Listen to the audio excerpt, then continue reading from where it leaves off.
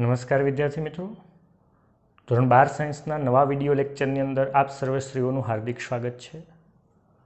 આપણે chapter number 11 વિકિરણ અને દ્રવ્યની દ્વૈત પ્રકૃતિ દ્વૈત સ્વભાવનો અભ્યાસ કરતા હતા. એમાં છેલ્લે આપણે પાઠ્યપુસ્તકના સ્વાધ્યાયના દાખલાઓ સોલ્વ કરતા હતા.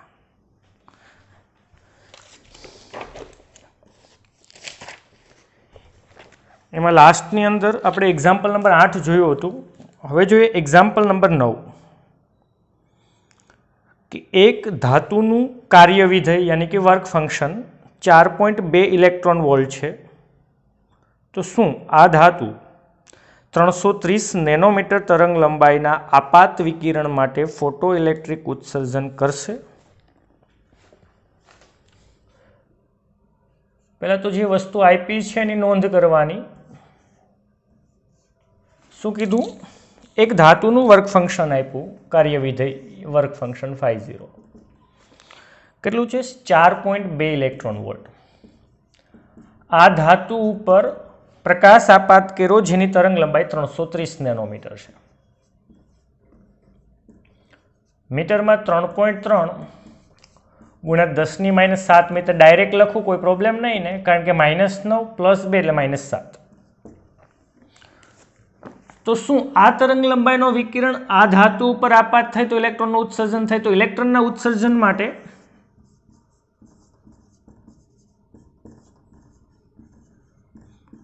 જરૂરી શરત શું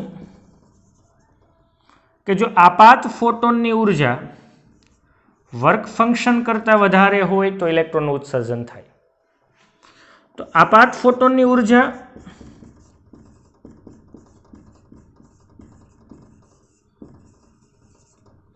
E બરાબર HF થાય, જેને hc/λ, કારણ કે આપણી પાસે તરંગ લંબાઈ છે એટલે hc/λ કહું, પરંતુ આપણે જોશે ઇલેક્ટ્રોન વોલ્ટમાં એટલે E વડે ભાગવું. કિંમત મૂકું, H પ્લાન્ક અચળાંક, C H બરાબર 6.625 × 10⁻34, C 3 × 10⁸, તરંગ લંબાઈ લેમ્બડા 3.3 × 10⁻7, E 1.6 × 10⁻19. કિંમત મૂકું અને કેલ્ક્યુલેટરનો યુઝ કરું. 6.625 × 3 / 3.3 / 1.6 અને 3.76 ઇન્ટુ -19 ઉપર જાય +19, -7 ઉપર જાય +7, +8 એટલે 34 - 34 એટલે 10⁻0 એટલે 1 થયા. એની આપાત ફોટોનની ઉર્જા 3.76 ઇલેક્ટ્રોન વોલ્ટ છે. અહીં વર્ક ફંક્શન 4.2 ઇલેક્ટ્રોન વોલ્ટ, આપાત ફોટોનની ઉર્જા 3.76, યાની આપાત ફોટોનની ઉર્જા વર્ક ફંક્શન કરતાં ઓછી છે, ઇલેક્ટ્રોનનું ઉત્સર્જન થશે નહીં.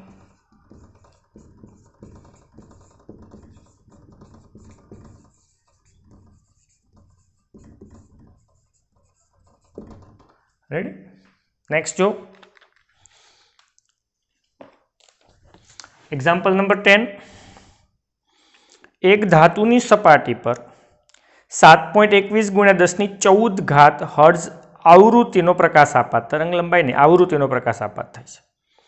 તેની સપાટીમાંથી 6 × 10⁵ મીટર પ્રતિ સેકન્ડની મહત્તમ ઝડપ ધરાવતો ઇલેક્ટ્રોન ઉત્સર્જિત થાય છે.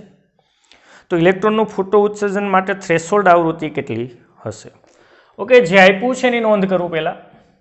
11.10. એક ધાતુની સપાટી પર આપાત પ્રકાશની આવૃત્તિ આપી 7.21 × 10⁻14 હર્ટ્ઝ.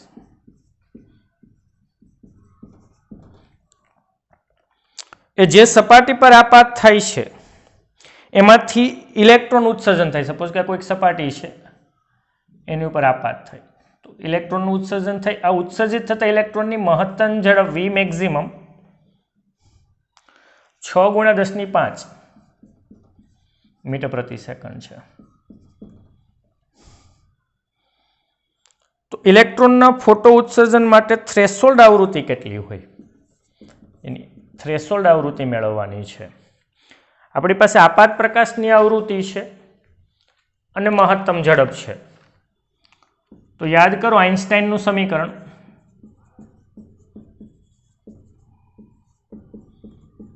के मैक्सिमम अथवा एने कहूं 1/2 mv maximum square is equal to hf minus phi 0 अथवा तो hf 0 यानी आ बने मांथी हूँ h ने सामान्य करूँ એટલે f माइनस एफ 0 थयो तो f minus F 0 is equal to 1/2 m electron दળ એટલે 9.1 ગુણ્યા 10⁻31 v मैक्सिमम स्क्वेर 6 નો વર્ગ 36 10⁵ એટલે 10⁻10 डिवाइडेड बाय h प्लांक अचळांक એટલે 6.625 इंटू 10⁻34 पहला आनु सादु रूप आपो 9.1 गुण્યા 36 भाग्या 2 भाग्या 6.625 यानी 24.72 गुणाकार में -34 ऊपर गया +34 +10 -31 10⁻13 हूँ f0 ने करता बनाऊँ तो पहली साइड जाए तो प्लस एटले f माइनस हवे आवृत्ति f केटली छे आपात प्रकाशनी आवृत्ति 7.21 गुण્યા 10⁻14 माइनस 24.72 ने बदले 2.472 गुणाकार में 10⁻14 लखी सकूँ 10⁻14 ने सामान्य काढूँ तो 7.2 माइनस 2.47 गुणाकार में 10⁻14 तो 7.2 माइनस 2.47 4.73 गुणाकार में 10⁻14 का थर्ड तो आ तमने शू मळी गयुं थ्रेशोल्ड आवृत्ति मळी गई। ओके नेक्स्ट आ नोट डाउन करी नाखो।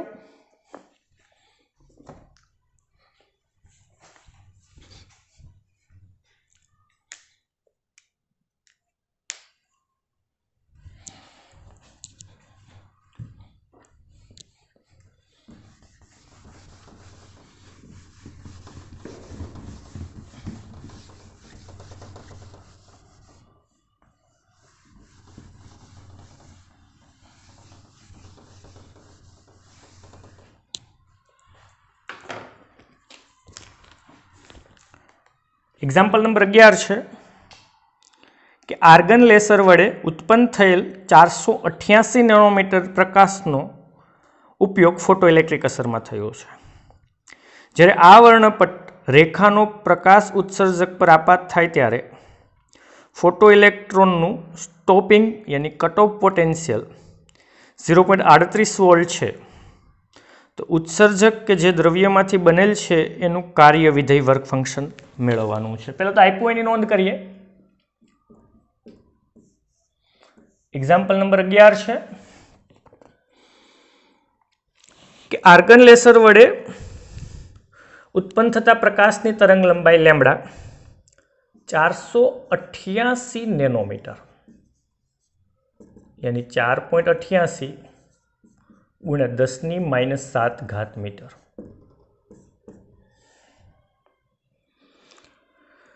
ज्यारे आ वर्णपट रेखानो प्रकाश उत्सर्जक पर आपात थाय त्यारे फोटो इलेक्ट्रॉननु स्टॉपिंग पोटेंशियल यानी V0 0.38 वोल्ट मळे छे। तो तमारे कार्य विधेय वर्क फंक्शन मेळववानुं छे। तो वर्क फंक्शन અને સ્ટોપિંગ પોટેન્શિયલ આવતું હોય એવું સમીકરણ એટલે આઇન્સ્ટાઈનનું સમીકરણ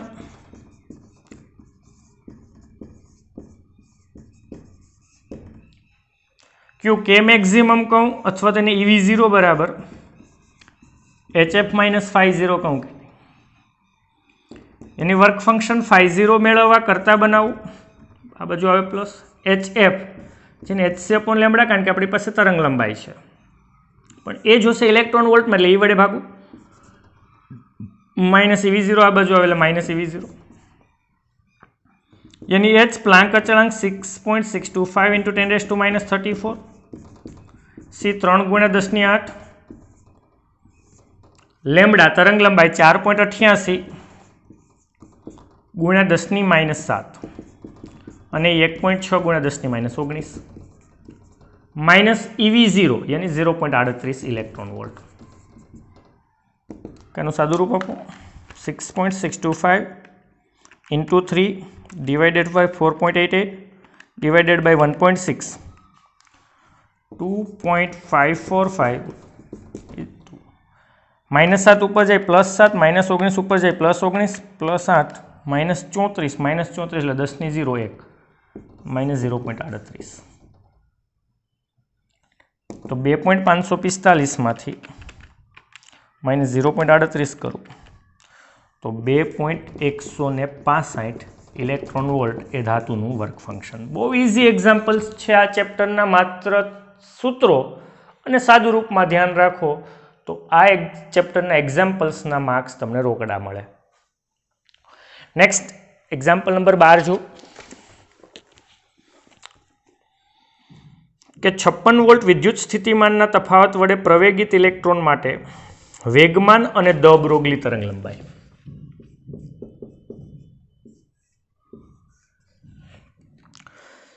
તો કે ભાઈ ઇલેક્ટ્રોનને 56 વોલ્ટ વડે વિદ્યુત સ્થિતિમાન વડે પ્રવેગિત કર્યો. તો પહેલા વેગમાન મેળવીએ. તો કે આપણે ખબર છે કે ગતિ ઉર્જા કે એ વેગમાન વડે વિદ્યુત પ્રવેગિત કર્યો તો કે બરાબર QV થાય. કોઈક વિદ્યુત સ્થિતિમાન વડે એને ઉર્જા આપી હોય તો એ ગતિ ઉર્જા QV જેટલી હોય, એની 1/2 mv² is equal to QV. Electron હોય તો એને EV કહેવાય. આ મેં તમને કરાવ્યું હતું થિયરીમાં. m વડે આ સાઈડે ગુણું અને m વડે આ સાઈડે ગુણું, એની m²v² is equal to 2mQV. Electron હોય તો EV અથવા હકીકતમાં QV લખાય.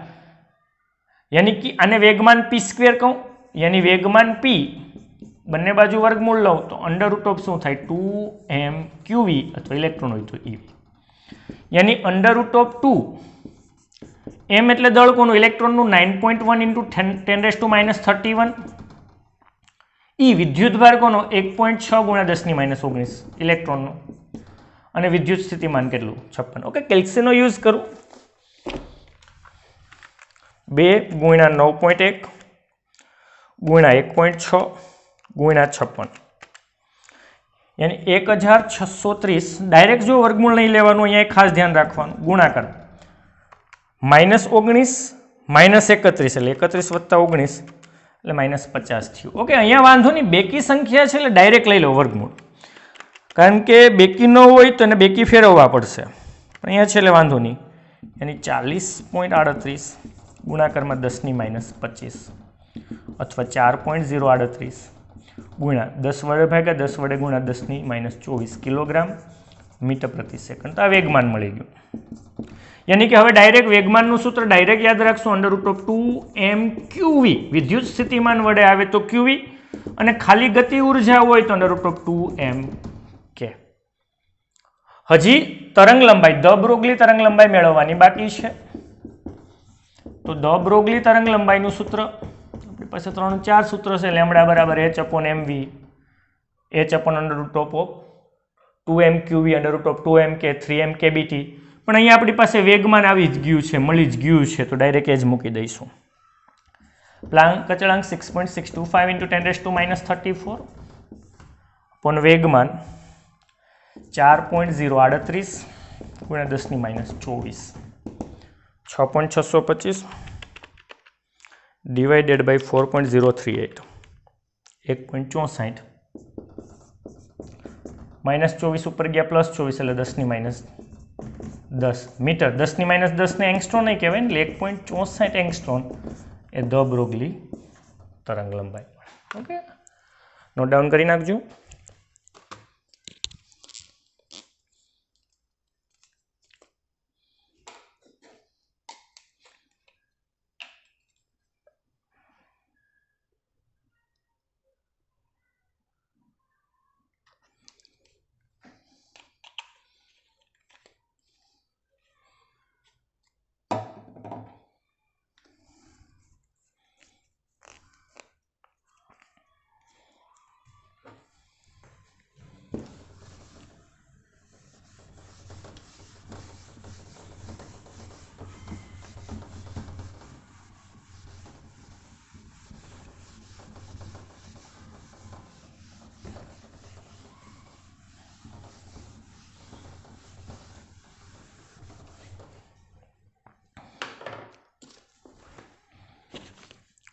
એક્ઝામ્પલ નંબર 13 છે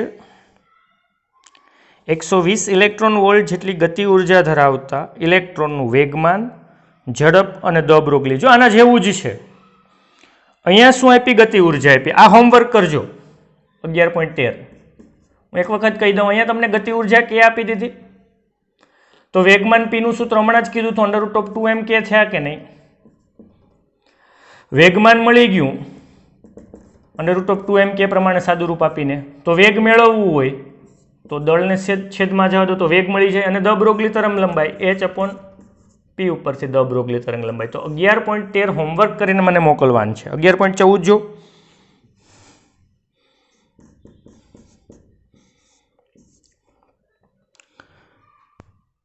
સોડિયમ ઉત્સર્જન વર્ણપટ રેખાના પ્રકાશની તરંગ લંબાઈ 589 નેનોમીટર છે. એની સોડિયમમાંથી જે પ્રકાશ ઉત્પન્ન થઈ છે એની તરંગ લંબાઈ આપી દીધી. તો ઇલેક્ટ્રોન અને બીજું ન્યુટ્રોનની કઈ ગતિ ઉર્જા માટે આટલી તરંગ લંબાઈ મળશે? યાની અહીંયા તમારે ગતિ ઉર્જા મેળવવાની છે, તરંગ લંબાઈ આપેલ છે. ઉત્સર્જિત સોડિયમમાંથી ઉત્સર્જિત તરંગ લંબાઈ લેમ્ડા કેટલી આપી છે? 589 નેનોમીટર. જોજો અહીંયા ઇન્ટરેસ્ટિંગ છે. અહીંયા ઉર્જા આપતા થા ને તરંગ લંબાઈ મેળવતા થા. અહીંયા તરંગ લંબાઈ આપી અને ઉર્જા મેળવવાની છે. તો તરંગ લંબાઈમાંથી ઉર્જા મેળવવાનું સૂત્ર આપણી પાસે લેમ્ડા બરાબર શું છે? h/√2m કે છે કે નહીં? બંને બાજુ વર્ક કરું. લેમ્ડા સ્ક્વેર બરાબર h²/2m કે વર્ગ કર્યું તો વર્ગમૂળ વહી ગયું. તો ગતિ ઉર્જા k બરાબર h²/2m લેમ્ડા સ્ક્વેર. તો આ સૂત્રનો યુઝ કરીશ. એમાં પહેલું કોણ? ઇલેક્ટ્રોન માટે. તો કે h² પ્લાન્ક અચળાંક ઇલેક્ટ્રોન હોય તો એ પ્લાન્ક અચળાંક તો એ 2m e ઇલેક્ટ્રોનનું દળ આવશે. તરંગ લંબાઈ તો આટલી જ 5.89 × 10⁻7 જે હોય તે. યાની પ્લાન્ક અચળાંકની કિંમત મૂકશું 2, ઇલેક્ટ્રોનનું દળ 9.1 × 10⁻31 અને તરંગ લંબાઈ લેમ્ડા મૂકશું, સાદું રૂપ આપશું તો ઇલેક્ટ્રોન માટેની ગતિ ઉર્જા મળી જાય. અને જો ન્યુટ્રોન માટે મેળવવી હોય તો kn h તો એના જ /2m ન્યુટ્રોનનું દળ. જો ઇલેક્ટ્રોનનું દળ નહીં, હવે ન્યુટ્રોનનું દળ. અને હા, તરંગ લંબાઈ તો એને જ. અને ન્યુટ્રોનનું દળ કેટલું? 1.67 × 10⁻27 કિલોગ્રામ લઈશું અને કિંમત મૂકશું તો તમને ન્યુટ્રોન માટે અને ઇલેક્ટ્રોન માટે ગતિ ઉર્જા મળી જાય. ઓકે, તો આ પણ હોમવર્કમાં છે. માત્ર સાદુરૂપ છે, મોટા ભાગનું કહી દીધું છે તમને. એક્ઝામ્પલ નંબર 15 છે. તો કે આપેલા જુદા જુદા કિસ્સાઓ માટે દબરોગલી તરંગ લંબાઈ મેળવવાની છે. 1 કિલોમીટર પ્રતિ સેકન્ડની ઝડપથી ગતિ કરતી 0.040 કિલોગ્રામ દળની બુલેટ હોય, 1 મીટર પ્રતિ સેકન્ડની ઝડપથી ગતિ કરતી 0.060 કિલોગ્રામ દળ ધરાવતો દડો હોય, કે 2.2 મીટર પ્રતિ સેકન્ડની ઝડપથી ગતિ કરતું 1 × 10⁻9 કિલોગ્રામ દળ આવતું ધૂળનું રજકણ. બસ આવા નીટમાં નહીં પૂછાયો, આવા બહુ ઇઝી નહીં પૂછાય, એટલે ખોટા ખુશ નહીં થતા. અને મને 1-2 સ્ટુડન્ટ્સે પૂછ્યું હતું કે નીટની પ્રિપેરેશન્સ માટે જો પહેલાં તો બધા એ જે કન્સેપ્ટ છે, જે થિયરીઝ છે એ કમ્પ્લીટલી તૈયાર હોવી જોઈએ. એના જે સૂત્રો છે એ સૂત્રોને લખી નોટ્સ બનાવો, એમાંથી જે ઇમ્પોર્ટન્ટ પોઈન્ટ્સ છે એ. અને પ્રીવિયસ યરના પેપર્સ જોઉં કે આ ચેપ્ટરમાંથી કયા પ્રકારના MCQ આવ્યા છે અને પછી મેક્ઝિમમ MCQ સોલ્વ કરો. લગભગ બધાય પાસે એલનની રેસ સિરીઝ છે તો એ રેસ સિરીઝના MCQ સોલ્વ કરો, મેક્ઝિમમ MCQ સોલ્વ કરજો. તો આમાં 3 જુદા જુદા કિસ્સા કીધા. એકમાં એક બુલેટનું વેગ આપ્યું 1 કિલોમીટર પ્રતિ સેકન્ડ એટલે 10⁻³ મીટર પ્રતિ સેકન્ડ, અને બુલેટનું દળ છે 4.0 × 10⁻² કિલોગ્રામ. તો આની દબરોગલી તરંગ લંબાઈ લેમ્ડા બરાબર શું થાય? h/mv. તમારી પાસે બધું જ છે, કિંમત મૂકી દો, સાદુરૂપ આપો, જવાબ મળી જાય. બીમાં શું કીધું? વેગ 1 મીટર પ્રતિ સેકન્ડ અને દળ શું? 0.060.